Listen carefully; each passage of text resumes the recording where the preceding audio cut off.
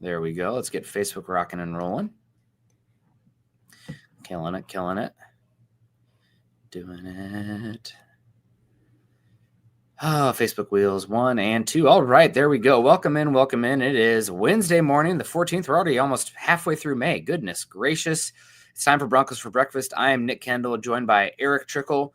Erick, my God, I woke up this morning. I was doing the show with Scott, and I checked my talking schedule stuff, and you're in the chat saying, I'm going to write this article, in. You doing okay? Is there like a energy drink drip going on? How are you doing? No, it was just one of those mornings where I woke up about 3 hours ago, a little over 3 hours ago, rolling over in bed, and it was just like, I am not getting back to sleep. My body just wouldn't let me. Laid there for about an hour and a half, and then I'm like, okay, I'm going to get up. Got up, checked my feed, saw some stuff that somebody else hadn't grabbed to do an article, and I'm like, I've got time, I'll do in a couple articles, and got it done. And I mean, it was needed. Part of the reason why I probably had to sleep was the amount of sugar I had yesterday. So today's my wife's birthday. We celebrated it yesterday because she works Happy today. birthday. So I had a bunch of cupcakes, and we have a new donut shop in town, and we stopped by there and got some specialty donuts, and I had a bunch of those as well. So a lot of sugar in my body yesterday, and that probably didn't help anything. Well, happy 29th birthday once again to your wife. That's fan. I'd have no idea how old she is, but it's 29 forever. So everybody in the chat wish Erick's wife a happy birthday. One day we'll get a chance to meet her at the meet and greet, or maybe we'll be up in Alaska. I don't know, but it'll be great. And she obviously is a good partner to you, so we definitely love her and support her for that as well.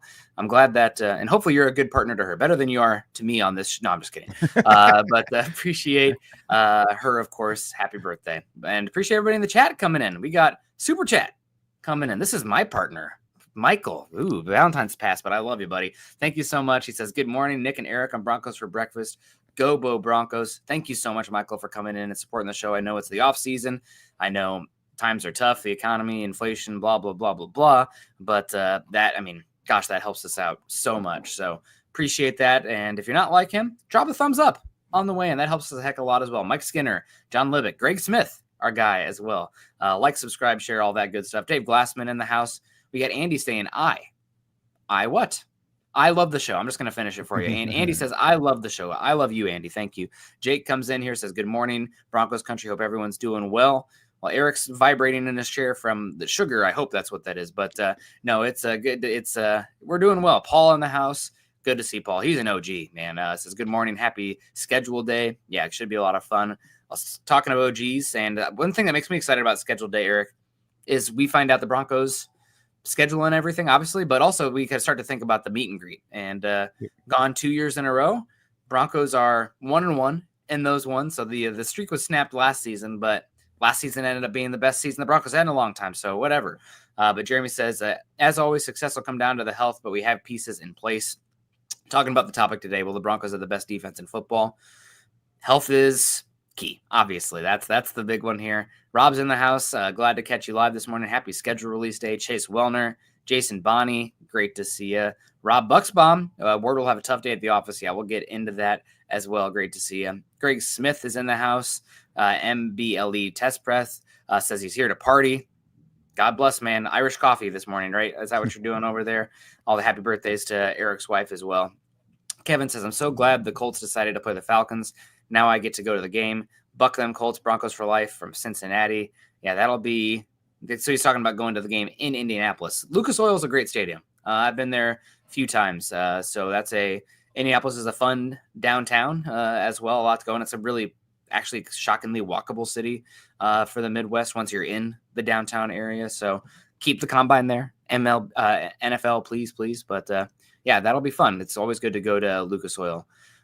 Cristiano comes in and says, good morning. Love this pairing. Well, we love you, Cristiano. Thank you so much for coming in. Brandon Williams with the star as well.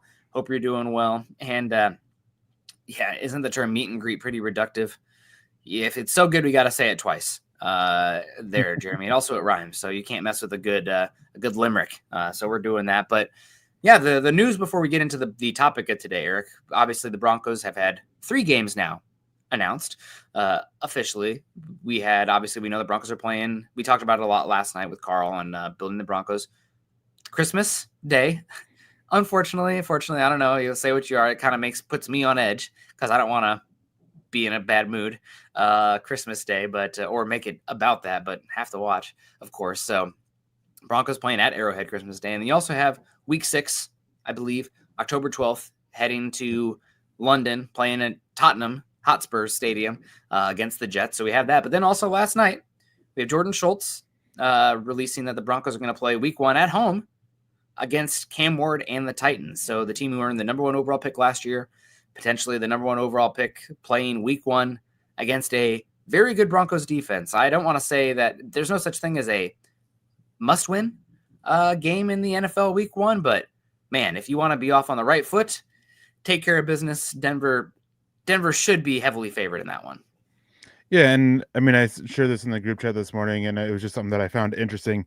Going back to 2020, all first-round quarterbacks, their team has started the season on the road all but 5 times. 19 first-round quarterbacks, only 5 of them had their team start on the road or start at home, which seems to suggest, I don't know how much the NFL is actually doing this, but it's happened too many times to not think it's just a coincidence, to where they want to kind of like put these teams on the road in a test game for them right away to help build up that anticipation for a return home. See if they struggle, it's a bounce back game. If they do well, can they do what? Then they just beat up a good defense. Then can they do that? Because looking at the teams they played, doing some more digging, all of them were pretty highly thought of going into the season. A lot of them flopped, but they were still highly respected, highly thought of going into it. And so it's just something that was interesting to me. And then, of course, if you take away the quarterbacks that weren't the week 1 starters, like Michael Penix, JJ McCarthy, I think it's only 2 out of 15 of the quarterbacks started at home. So it's just an interesting thing and an interesting trend that I've seen with the Broncos or with the NFL. And time will only tell how, Cam Ward does against the Broncos defense with, what the Titans do have on the offense, which is still very questionable because they kind of tore it down and are building it back up. Still have some pieces, but not a lot. And then going in, touching on the topic is, how will the Broncos defense be this year? Can they stay healthy? Are they going to get the steps up from certain players that they need to? Are certain guys going to be ready in time? So there's a lot of questions with the Broncos defense as well. So I think it's a fun matchup to kick the season off with, really. Is it the ideal one? No, but it's a fun matchup. And for me, any ideal matchup is the one that the Broncos win and start off 1-0. And I think the Titans have a pretty good chance there. So, it's an extra preseason, not as it matters, but it's, if they're on the Broncos schedule, there's probably not an opponent who is easier on paper right now, especially with Cam Ward week 1. I mean, do the Titans have an offensive weapon or something that they can lean on to help with Cam Ward early on? Their offensive line was horrible last year. They should be better this year, adding Dan Moore Jr. But I mean, Tony Pollard, Calvin Ridley, I don't know, not a very good roster, obviously. So that's one that Cam Ward could be in some trouble there early on, and I'm happy to have that one early. We got Jermaine in here. Happy to have him in here early as well. Saying good morning, guys. Good morning to you. Michael Latsky's in the house, our guy from Puerto Rico. Really great. Appreciate Michael coming in, hanging out with us. I'm almost about done with my guava marshmallow cakes there, Michael. Those are talk about sugar, Eric. Those are so good. Adam Strange, what's up, Broncos Maniacs? Great to see you. Hope you're doing well. Dun comes in and says, saw an article about the Broncos trading for Travion Henderson. Or not Travion. Hendrickson. Man, I'm still football brain. Or draft brain. But for a 3rd and 4th and saying JFM to the Bengals. I can't imagine the Broncos do that because he needs to come in with a contract, and the Broncos have choices with Benito, Sutton, and obviously Zach Allen coming up as well. You're already kind of going to be coming up to it with a lot of those guys. So also JFM and Hendrickson play different positions for the Broncos, but I guess anything is possible, right? I mean, I don't know. It's my thought, okay, if you're doing that, why wouldn't you send Nick Benito there? But then, would you rather have Benito at his age than Hendrickson at his age? Is Hendrickson gonna cost more than Benito? He's coming off a runner-up DPO Defensive Player of the Year season, but he's older. I don't know. I think you're probably talking about a team that has more of a glaring needed edge than what the Broncos do. They do. I will say, Eric, and getting to the topic here on the defense, if we're building a perfect defense, not just every single best player ever, but if they are missing one thing, it's that perennial All-Pro Hall of Fame pathway edge rusher in my book. Now, Benito, I guess, could be that guy. He had a good season last season, but you don't have a Von Miller type that is, no matter the matchup, closer type, winning the matchups, pressure every single play, game record type, in my opinion, from the edge. I think Benito's very good. I think he's a very useful piece, but I don't think he is a matchup dictator winning no matter what. I think he needs to be schemed up and helped up. I think he's more Pippen than Jordan for the defense. Yeah, I share a lot of the same thoughts with you as Trey Hendrickson with the age and all that. Like, what is his cost going to be? I don't think that he's going to cost less than Nick Benito. I think he's going to cost significantly more. I really think that he's going to be pushing 25 to 30 million on average per year basis. Whereas Nick Benito, I think you're looking 20 to 25 million on average per year basis. And that's at the expensive ends of their contracts. And so with Trey Hendrickson, he does give you that elite pass rusher and a really high quality run defender. He's one of the better run defending edges in the NFL. But the issue is that you do that to turn to Savion Jones and Jordan Jackson as your 3-4 ends, because they do play different positions. So while you do upgrade over Benito, you downgrade on the interior defensive line. And then you also have that question of how much is Hendrickson really an upgrade over Benito for how long? Like Benito, he's still really young and you can get a contract for him. Good idea that he will be kind of who he is over that length of that contract. Whereas Trey Hendrickson, at some point, he's getting that point where he's going to hit that wall, where he's going to start to decline. So how long do you have of Trey Hendrickson? You have longer with Nick Benito. So how long is that an upgrade? I just don't think it's worth it. And especially with, the two different positions, it's not worth it to me to take that questionable period of time for the upgrade. Well, not destroying, but really hurting your defensive line when you don't know what you have in Savion Jones. And Jordan Jackson was awful last year. And Nick Benito, despite my issues with him as a run defender and, the issues with him as a pass rusher with the way he schemed open, the 7.5 garbage time sacks and all that, he still has provided a quality pass rush to this Broncos team, not this elite guy who can win every single down and who can consistently win the one-on-ones and all that. But he's also provided what's the right word here? I can't think of the right word for it, but he's provided a lot off the field and in the locker room as well. Leadership. And I wouldn't say leadership really. That's the example. Tone setter. Just tone setter. I would say he's kind of a tone setter with it. That I think that would be the best way to put it. Yeah, I mean, there's definitely, it's easy for us to say, we're not in the locker room. We don't see the interpersonal stuff, but he's somebody who came in last pick of the second round, 60. I think that was the year with the voided pick. So 63rd overall, I believe that year. But he's improved every year and there's still going to be weaknesses to his game. I mean, you can get into some of the advanced stuff with him. Like he probably is one of the highest,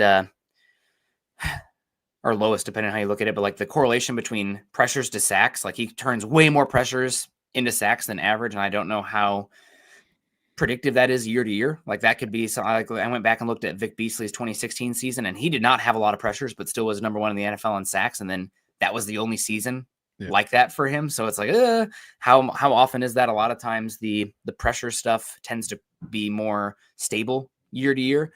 Also Benito doesn't have a high chip rate, a lot of unblocked pressures, stuff like that, which feeds into the defense. It doesn't mean that he's not good, but it doesn't mean that he's, this Max Crosby, Hendrickson, Myles Garrett, Von Miller prime type of player. So I come to it. And big question with him is, we don't have to talk about it too much right now, but the contract, obviously he's looking for 20 million a year. I imagine that if he hit the open market, you're talking about somebody who could probably get somewhere in the 25 to 28 million a year, like Brian Burns, 28.2, Josh Hines-Allen, 28.25. Possible. I would be very happy offering him. I think he's probably, in my opinion, more of the Bryce Huff to Josh Sweat range of player, where it's like 17.5 to 20 million. And I would offer him that today and be cool with that. Let's just call it 20. I'm fine with that today just because of the position he plays, the youth he does, even though he's a one pitch kind of player in terms of the pass rush, the speed rush. We've talked about it before. It's it's 101 mile an hour heater. Like it's the one pitch you want that for a guy like of his skill set. So that's fine. But breaking the bank, becoming a top 8 paid edge rusher in football, even though he's next, I'd be a little bit concerned with that. I might rather hit him with a non-exclusive tag next season and get that extra year again and let it play out. Or we can, kind of like Garrett Bowles last season, slow play it.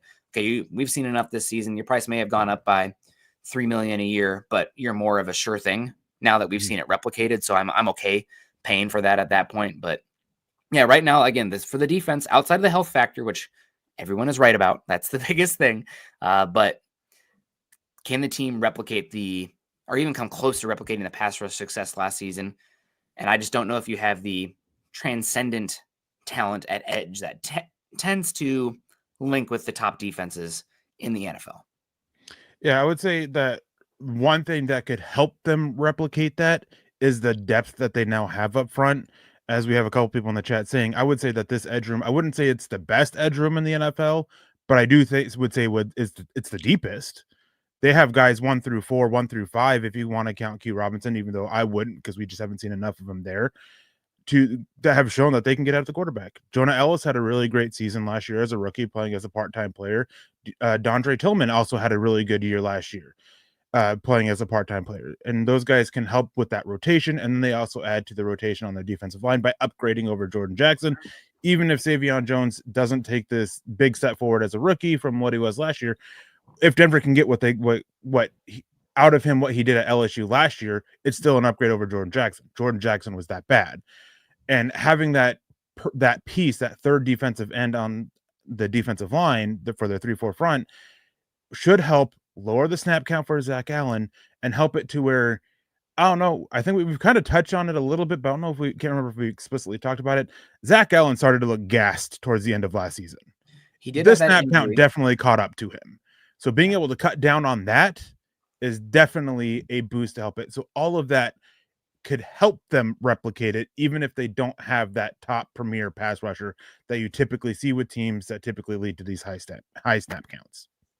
Yeah, and obviously everything in football is connected. And one reason that the Broncos are able to blitz like they do is because you have the best back 7 player in football, the most valuable back 7 player in football. Maybe you could argue Fred Warner is the other one in that conversation, but Patrick Surtain, he totally changes the math for you up front and allows you to be an early blitz team. The last 2 years, I don't think maybe it's the Vikings, but they're so all or nothing that I don't think they probably have the same rate of blitzes that the Broncos had on early downs last season. And sacks and getting after the quarterback and tackles for losses are huge in terms of EPA. I think it was Nate Tice or somebody, maybe it was Robert Mays, but like 3 sacks is so valuable in terms of the impact on EPA per play that it's equivalent to a turnover for in a lot of instances. You lose that much yardage, it hurts you that much, the ability to continue to stay on the field, that it links a lot with 3 sacks equaling 1 turnover, which is just wild. I wouldn't think that, but that's what the EPA says. So that's a interesting aspect of the defense, and the rush and cover matters. But you're right about the depth of the pass rush as well.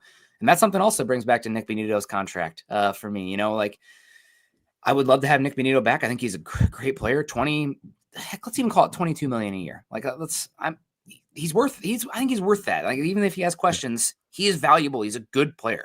You love to have him as one of the tools in your Swiss Army knife of front 7 players. But if the longer you wait, the more you're going to have questions answered behind them. Jonah Ellis, year 2. He's a smaller speed rusher in that type. He's not going to be, the Sam out there, the strong edge setting type. That's going to be more Cooper, maybe on Savion Jones this year. I don't think so, but there's roles there. And then you also have Q Robinson, who's going to be more probably of that wide 9 DPR type as well. So again, longer it drags out, the more expensive he could get, but also the more you're going to know about what you have in-house. So it changes the math, the perception, the urgency one way or the other. So we'll see. But for me, that's the biggest thing outside of injury is again, coming back, I think we talked about it Monday, Brian Baldinger, who does Baldy's breakdowns. Love Baldy. You don't always agree with everything he says, but he's great. Yeah. But they were talking about is this defense going to be better than 2015's defense? He's like, well, with all due respect, you had 2 Hall of Fame edge rushers on that 2015 defense, including prime Von Miller. And as good as the back seven can be, you didn't have a Patrick Surtain on that defense. I don't think you don't have the caliber of top end edge rushers or even the waves. I mean, as good as we like the depth of the Ellis and everybody here, like we're excited about that. Shane Bray and Shaq Barrett, probably better than Ellis and Q and Tillman, probably. So that's the big difference for me. It doesn't mean the Broncos can't be the number 1 defense this season by any means, but I do think lacking that like transcendent, perennial all-pro type changes my perspective on them a little bit. And I'll ask you one thing. So Nick Bonitto, talk about DPOI last season, had that pick 6, or I guess fumble return for a touchdown against the Colts because it was a lateral, and finished all-pro, I believe, as well. What are the odds that you'd say that do you think we're going to see another Bonitto all-pro season, or was that a blip? I don't want to put you in, this is a tough question because this is definitely, we're coming off as haters right now. But I would imagine that given the amount of talented edge rushers there are, and just how last season feels like a little bit of an outlier as far as the sack output, I don't know if we'll see another all-pro season from Bonitto. I think we'll see some Pro Bowls, but all-pro, I think it's a 50-50 proposition there. Yeah, I'm kind of with you. I think that I'm not sure we'll see a season quite as good as Bonitto last year for the output. Like he might be better, like the raw numbers might be better, or like the underlying ones, but like the actual sack output, that might have been best case scenario. And I think that, I mean, let me try to think of another way to put it. Is I think the best way to put it is I don't think we get the sack output out of him quite at that level. Again, I think he can get pushed double digits. I think he can push 13 sacks. I'm not sure we see more than that. And hey, he can prove me wrong this year. I think we could see him be a little bit more consistent on a play-to-play basis, up the pressures a little bit more, be a little bit more of a run defender as well, show the improvements there. But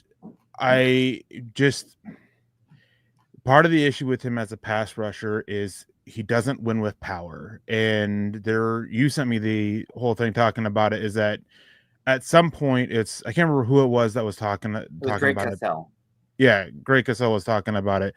At some point, they have to go through you, right? As an offensive lineman, at some point, they have to go through them.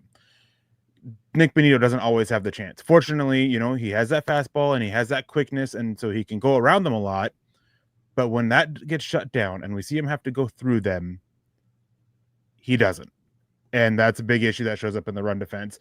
And I think also, too, we talk about with quarterbacks a lot. The more tape you get on them, the more you see, the more you can do to defend them. Well, Nick Bonitto is one of those players as well. Like his 101 mile per hour fastball stops being less effective because you start to pick up on tells a little bit. And every NFL player has tells. Some of them are just, how do you learn to use that as, to manipulate your opponent and, try to hide them a little bit and, things like that. So I think that adding in the more tape that you get on Bonitto, I think that's also going to help. So I think he's about, at best, I think he's about the same player that we got, which, again, to me, 20 to 22 million, I am fine with that. Yeah.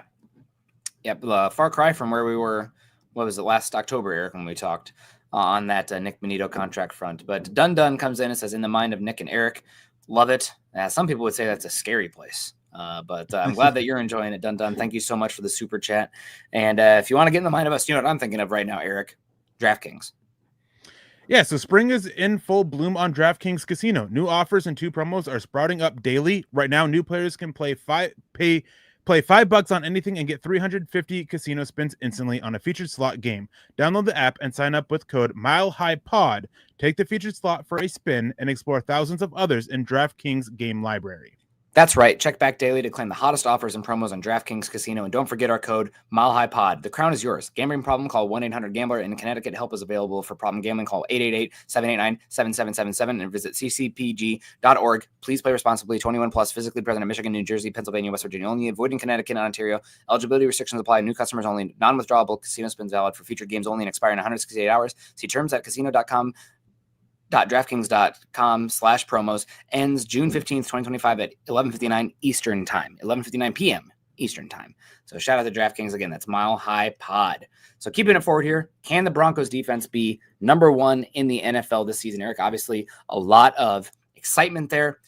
Where do you think the Broncos finished last season? So I'm going to give you it's the same number for both of these advanced stats, same ranking. And the two stats are the Broncos DVOA. So that's a defensive adjusted value over average. That's from FTN, former Football Outsiders, now FTN. So that's obviously a pretty widely used football statistic. Also, I have EPA per play from the defense, but with the parameter that we are filtering out garbage time. So only including plays of win probability between 10 to 90%. So they're both the same rank, and it's also the same three teams above Denver in both of those statistics as well. So where did Denver rank last season in those statistics with those parameters? Did they rank fourth? They did rank fourth.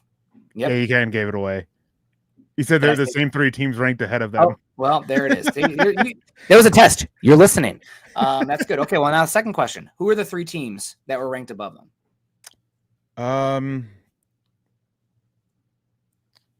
Were the Vikings one of them? The Vikings?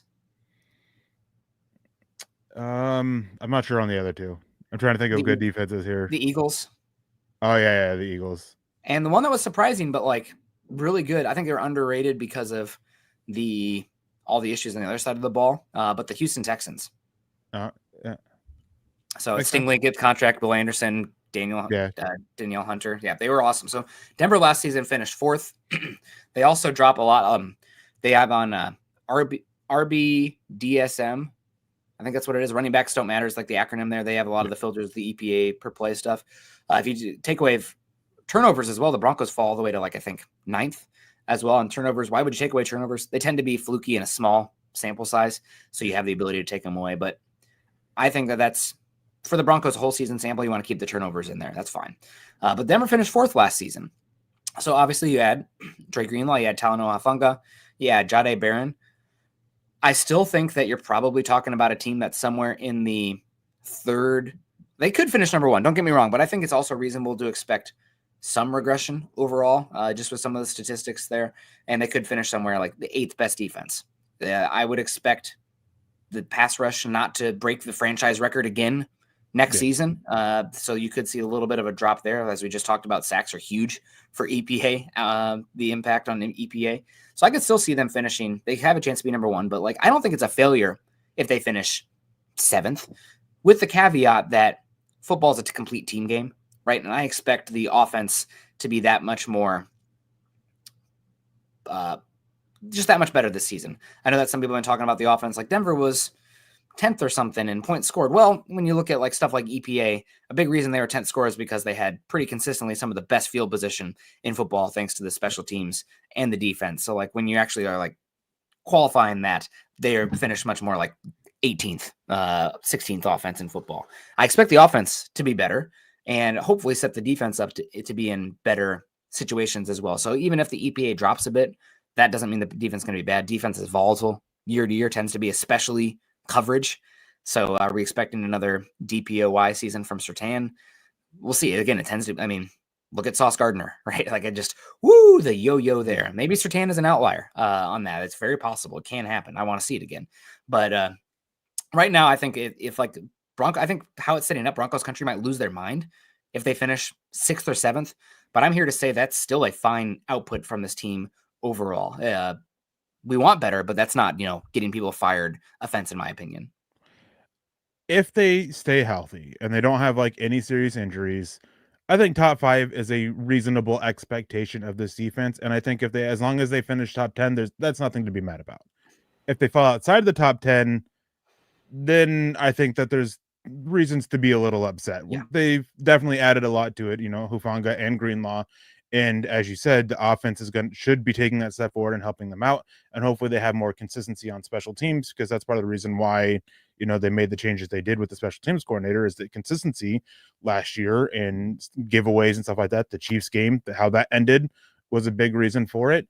They wanted to change up their special teams. They got a new special teams coordinator. They brought that in. That should help the defense as well. So all of that, again, if they stay healthy, is why, top 5 is a fair expectation. But if they don't, because of how volatile defense can be, can we get another? We just got done talking about. Can we get another season out of Nick Benito like last year? Can we get another season out of Patrick Surtain like we did last year, where he is Defensive Player of the Year, or in the even top 3 candidate for it? Both of those, are questionable, particularly with Patrick Surtain, because Defensive Player of the Year, they really love to favor sack counts. Going back historically.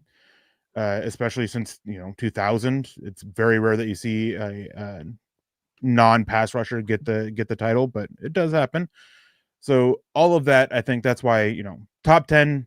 As long as they're top 10, we're fine. If they fall out of the top 10, then it's an issue. Then probably we dealt with some injuries.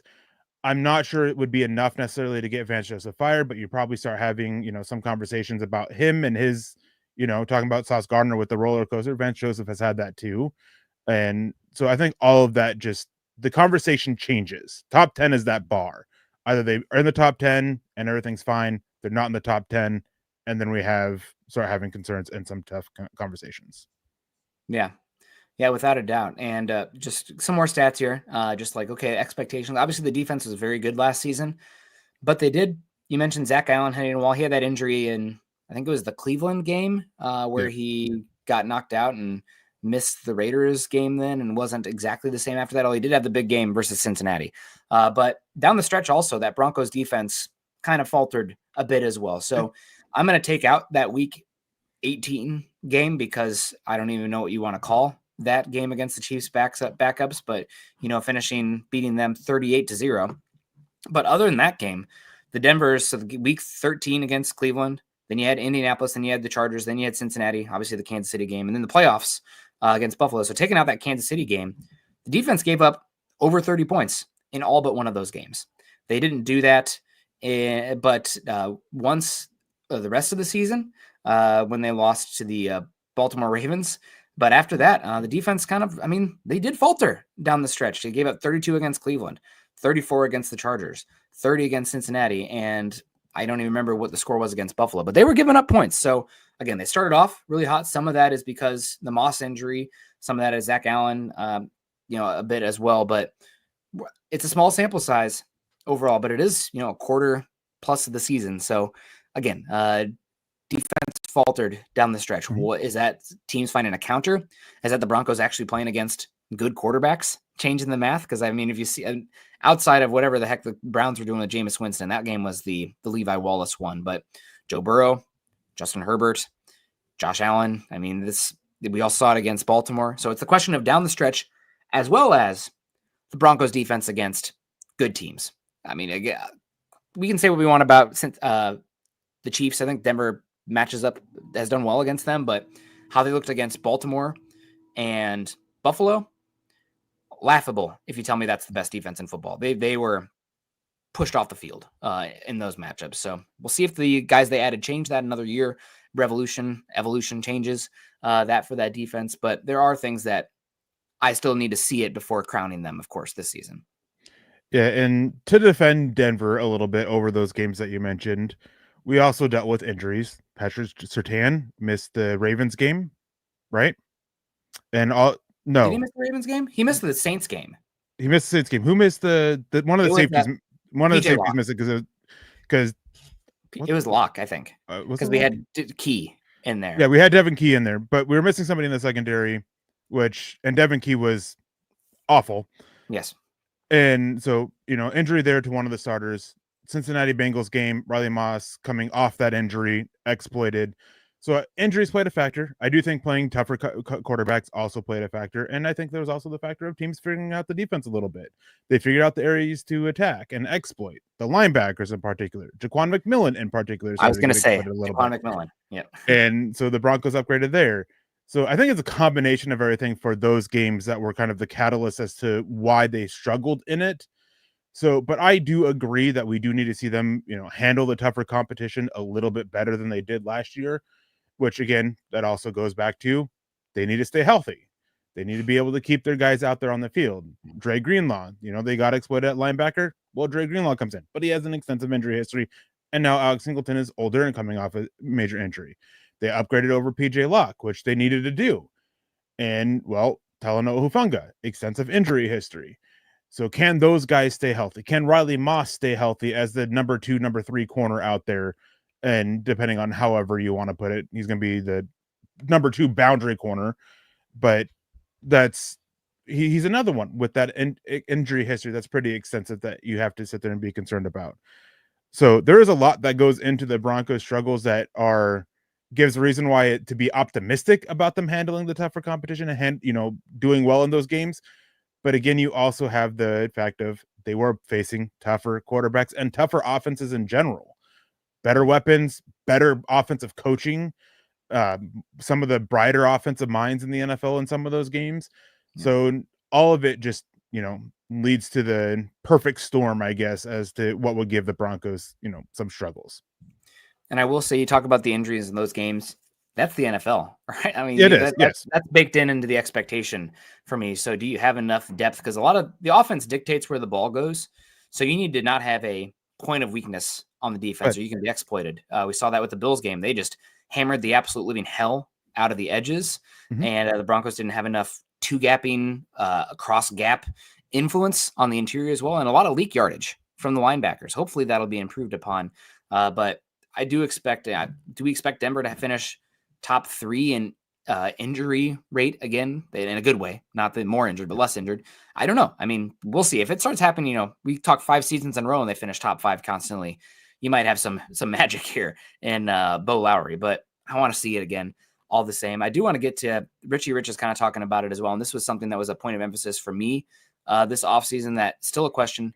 I don't think the Broncos they didn't diversify the front that much. Obviously brought in Savion Jones, but you're still pretty light on edge.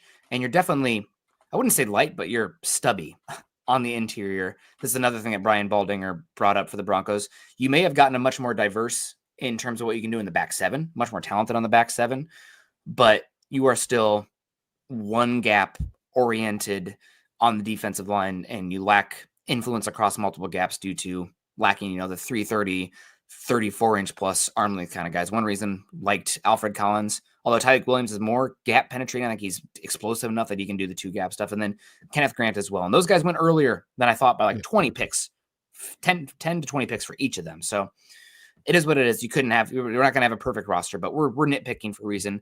Before we get out of here, though, I do want to turn it around for positive, why they will finish number 1 with the moves they've made. So, but that's the big one for me.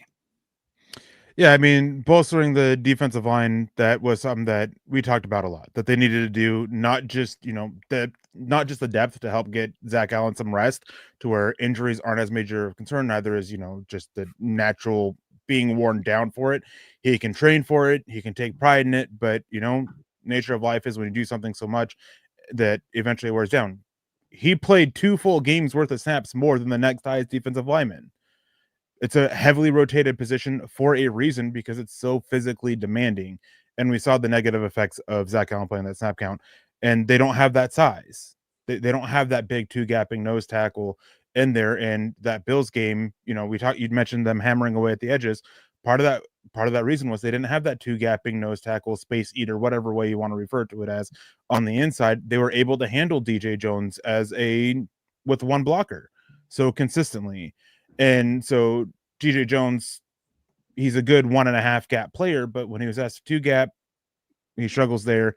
And when you find somebody who can handle him in one-on-one situations, well, he struggled there as well.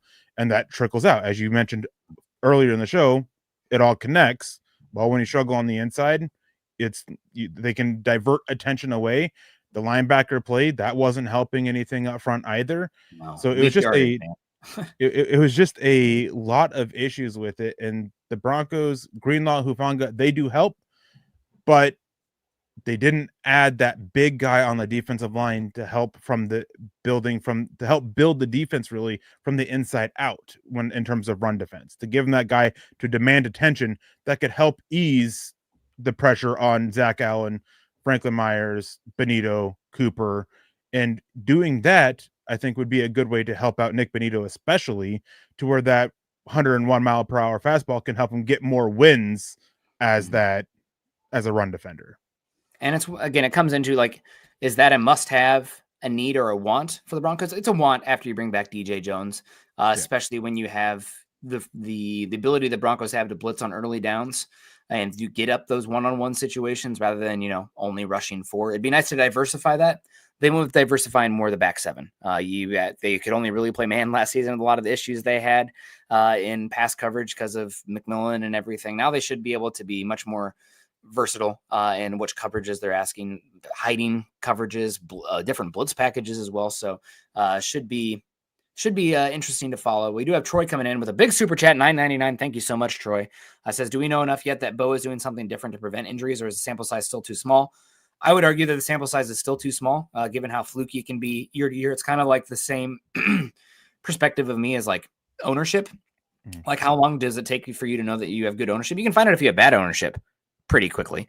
But as far as good ownership, you're probably talking about a decade, right? You can find out players are good after a year and a half, 2 years. Coaches tend to be 3 to 5 years. General managers, 3 to 8. Ownership, it's probably more in that like ownership general manager range. So if we start to see it again, 2 more years where they finish top 3, we need to have a conversation, and people are going to be trying to copy what the Broncos do out there and what Peyton's doing as far as getting those guys healthy. But I think it's also Bo is a BEAU there, Troy. So I know we got too many Peytons and too many Bows out here in Broncos country. But if they're as good as the Bows and the Peytons have been, I guess we can have more. But that's my thought on that, Troy. Yeah, and with preventing the injuries too, I've mentioned this before. Part of it is also Sean Payton cutting ties with a lot of those guys that were often injured. Still have some, but not nearly as many as we did 2 years ago. Yeah. So they purged the roster of that, and that definitely does help that lack of injury aspect of it that the Broncos have dealt with for so many years. But this year, I think, is going to be a great test for them because of the guys that they brought in. So this year will be very telling how much of it is, the medical and training staff and how much of it was Sean Payton and George Payton purging the roster of those guys. Yeah. So I did want to, you said you had a question for me. Did you already ask it? No. So we were talking about, it was about the defense and the defensive struggles last year. And just how, with the way the Broncos roster looks, if one guy goes down in the secondary, either it be Riley Moss and we have to see the next guy step up, or, one of the safeties and we see the next guy step up there, what would you say the likelihood is it that we get another Levi Wallace or Devin Key? I'm not talking about way down the roster, multiple injuries. One guy at one of those positions, how likely do you think it is that we'd see a game like that? I don't think we're going to see a game like that exactly because I think, again, you added enough diversity and versatility on the defense that hopefully you'd be able to take advantage of that. Also, you're not going to have the perfect storm of Jameis Winston, who is, live by the sword, die by the sword, where like he had 4 picks in that game too. Like there's going to be I would expect a little bit more caution from whoever's dropbacks. I don't think you're going to get as gashed. If there's any spot where it's going to be the linebacker spot and potentially either a tight end, a slot receiver, or a running back that if you ever go down, I mean, I'm sorry, I love Stranada as a force safety. I'm still not totally giving up on Drew Sanders yet, but if one of your top 2 linebackers get hurt and you come against a really good quarterback and offensive schemer who can isolate a linebacker in space continuously, it's hard. It's easier to hide those guys than cornerbacks, but it's still hard to hide them all the same. So that's the one spot where it's like, if you have injuries at the linebackers, I think you got depth to survive. Obviously, you're losing your great players to injury. There's no such thing as depth to survive that. But, a few of the solid contributors for a few games, you can live there. Linebacker is the one that scares me the most, though. Yeah, I was just asking because, we were talking about the defense and we highlighted those games because of Devin Key and Levi Wallace. So that's why I was specifying with, the secondary specifically, because that's the whole overarching conversation is about the defense last year and what we can see this next season. And so it's like those games, you mentioned injuries are part of it, but depth is as well. And Denver raised the depth to help avoid those kind of games there. But linebacker is one where it is still a question. And I'm glad you brought that up because what game exposed the linebackers the most last year? The Chargers game. They really loved pulling those linebackers in and just dumping it to Ladd McConkey behind them. that was their bread and butter. That's why they had so much success passing the ball. And so linebacker, that is still a concern. But I don't think we'll see a game like we did against the Ravens where, the safety gets exploited so much, or the Browns game where it's the corner that gets, because of how much they improve the depth, which can help them sustain or weather the storm of injuries happening in the secondary. Yep. And I know we're got to wrap it up here pretty soon. And it's been a lot of reason like detracting why the Broncos won't be top 10. But I think the big reason why you can be top 10 for this defense, and I know you don't want to bank on it. And this was the big driving point for me 2 years ago when the Broncos defense went from one of the worst in the NFL to one of the best. The turnover run they were on had not been seen since, I think, 1989. So obviously, when something is a massive outlier like that, don't expect it to continue. Like the Broncos breaking the all-time franchise sack record last season. I think it'd be a safe bet to say that they won't do that again, even if they're really good. They had like 10 more sacks than anybody else. But they added a bunch of players who have a knack for getting their hands on the football. Now, that still is set by the pressure you can create up front, all the same. And game situations, the offense playing with the lead totally changes the math and how risky the opposing team can be. But as far as hands on the football, and the statistic is, it's more of a defensive team statistic than an individual statistic, but I've talked about on here before, the havoc rate, the sacks, the tackles for loss, the pass deflects, the interceptions, forced fumbles, blah, blah, blah. Barron, number one in college football last season in terms of ball production. Hufanga, when he's been healthy, the ball production has been unbelievable. Yep. Greenlaw, he's not Fred Warner. And again, he was, Fred Warner and the defensive line were the drivers of that, all the same. But Greenlaw, ball production, havoc rate. Why can the defense be better this season? Even though it can be fluky, volatile, adding three guys like that have such a large sample of continuous ball production on the defense, when you already know the ball's not going to Surtain. So they're going to be forced in it in the middle of the field, the other cornerback spots. Now you have guys who have a history of getting their hand on the football. So that's the big one for me this season. Why will the Broncos finish number one? Obviously, pass rush still is good. Surtain, still the number one back seven player in football. Blah, blah, blah. That makes sense. Now you have people who hopefully, it's not the weakness, it's taking the freaking ball away. And if you can get sacks and turnovers, you can live with a little bit of volatility because you're living on the volatility on the other end. So that's the big spot for me. It's the ball production that these three guys should have, even if you're not dependent on it week by week. Three of them together, season-long sample. It's crazy to say. It's scary for me to say, but I expect more turnovers, more ball production, and that can totally change the defense and give them a chance to be number one this year. Yeah, I mean, there's a lot of positives as to why this defense can be. Well, it's hard to bet on replicating the sacks they had last year. I think they'll be more consistent with pressures, and I think we'll be able to see them be a little bit more consistent with not forcing blitzes to get pressure, even though we don't have that elite guy. I think we can see a little bit more wins in the 4-man rushes. I think we can see a pretty good season, if not better season, getting turnovers because of the moves that they made with Hufanga, with Barron, and how that all ties together, and pressures and how they can relate to turnovers. But big reason for me is the depth. I think that Denver did, outside of linebacker and maybe defensive line, I think that they added to the secondary to where they can, again, weather the storm if they deal with some injuries in the secondary, as long as they don't get depleted, right? I mean, as long as they're not going down 2-3 guys in the secondary. If it's one guy and it's, one guy for a few weeks, another guy for a few weeks, that's one thing. I think they have the pieces to weather that. Linebacker, very iffy there. Interior defensive line, very iffy there. But I think that in terms of the interior defensive line, specifically, it's a 3-4 end. I'm not sure if you lose Franklin Myers or Zach Allen, that's going to be that's a big deal.